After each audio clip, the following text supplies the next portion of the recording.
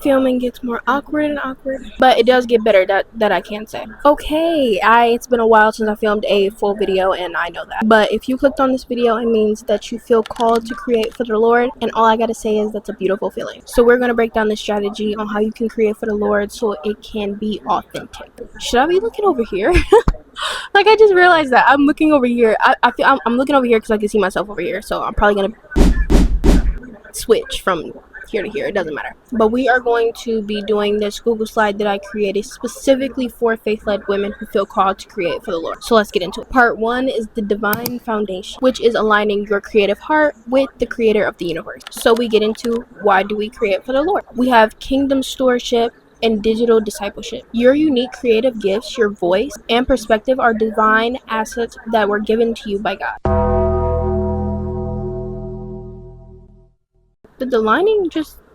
why does it look funny? Okay. But like I was saying, stewarding them online is a beautiful form of worship and obedience. The internet is today's global mission field. By sharing the authentic truth, you meet seekers and you actually build communities based off that truth. And Jesus is the truth and the way. And when doing that, you light up dark spaces in the digital field. Now we get into the Great Digital Commission, aka the Great Commission. Mark 16 verse 15. And that says, go into the world and preach the gospel to all creation. I really love hearing that every time. 64% of people are actively searching online seeking something. What we want to do is reach hearts directly. Most of the search that I just mentioned regards faith and healing, which happens during those quiet surrendering moments people have alone and during the quiet struggles that they go through. So never hold back your testimony, your post, or your devotion, because that can literally point someone back to God's unfailing love. Now we can overcome that creative fear that a lot of y'all be having. Remember that God equips the called. There were a few people in the Bible that felt unready, but God doesn't call the qualified. He does qualify the fully surrendered. Now, when you are creating for the Lord,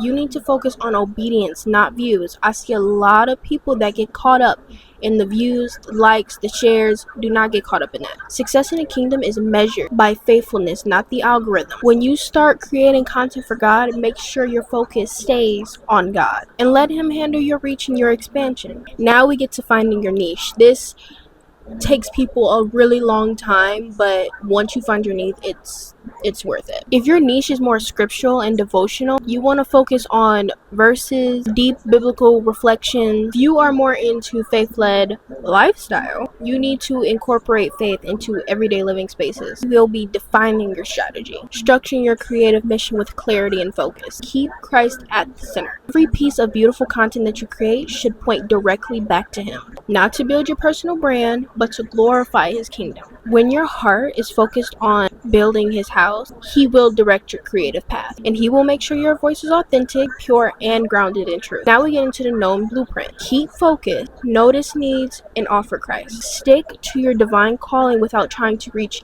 everyone at once. Address the pain points and focus on what your target audience is actually searching for, and make sure every solution links back to biblical hope and Jesus. Now we can get into choosing your platform. Now there are 3 platforms that you can use, and I'm going to tell you what each of them are actually good for. First is Instagram. Now if you go on Instagram, you'll see a lot of what? You'll see a lot of reels and carousels. That's their core format, and that's best for daily connection, quick updates, and visual devotionals. Second is what we are on now, YouTube. Now YouTube's core format is long videos. YouTube is best for deep dive Bible studies, routines, and lifestyle vlogs. And this third one I actually have a few of, and that is podcasts. And the core format for that will be audio discipleship. It's relatable and you'll have deep conversations for women on the go. Okay, so my camera literally keeps going off, so this is my final message to say for you if you feel called to create for the Lord. Walk in bold faith. Throughout this entire journey, walk in bold faith. There are going to be people who will criticize you. There is going to be people who will talk down on your name, on your creator's name, but you need to stay bold in your faith. The Lord will complete what He has started in you. So make sure you go and shine His light in every digital space.